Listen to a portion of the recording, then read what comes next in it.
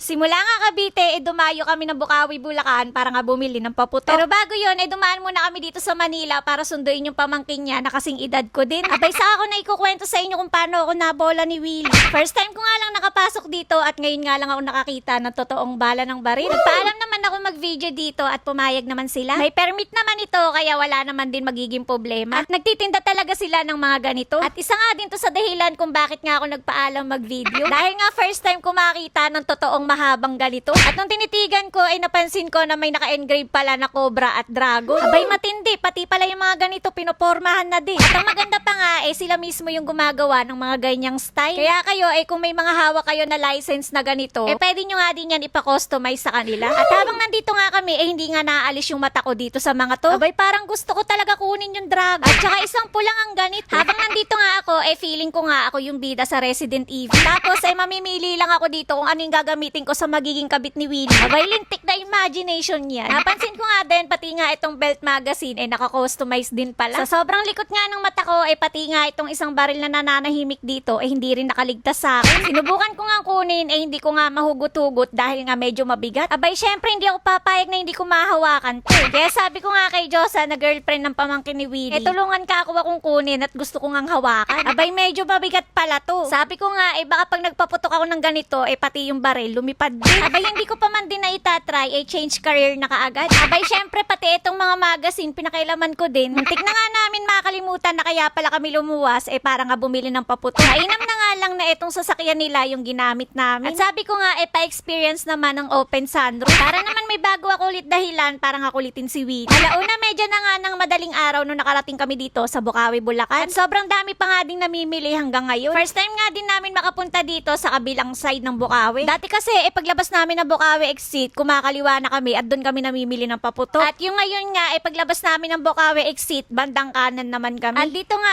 tabi-tabi talaga yung mga nagtitinda ng paputok. At halos nalibot nga namin tong buong area na to dahil nga naghahanap kami kung saan kami mas makakamura. At si Willie naman, naghahanap talaga ng pagkakagastusan. Sabi ko nga, wag na nga bumili ng paputok dahil nga sayang lang yung pera. Abay, sa Chinese nga daw kasi, pagka nagpaputok ka ng bagong taon, pampatanggal nga daw yun ng malas. Di ba pwedeng tayong dalawa na lang magpaputok ng Lucy? Say na naman kayo. At taon-taon nga din talagang meron din kami sinturon ni Judas. At isa nga din to sa pinakaayaw kong paputok dahil nga makalat. At taon-taon nga din kami naglilinis pagkatapos nga ng putok. Kaya nakapamili na ba kayo ng mga paputok nyo? Naway maging magaan ng 2026 sa ating lahat. At sana lahat tayo matupad na natin yung mga goal natin ngayong papasok na taon. At maligayang bagong taon po sa inyong lahat. Lalo na sa mga araw-araw na nakasubaybay sa aming vlog. At pati nga din sa aming mga workers. Hanggang sa muli, Happy New Year!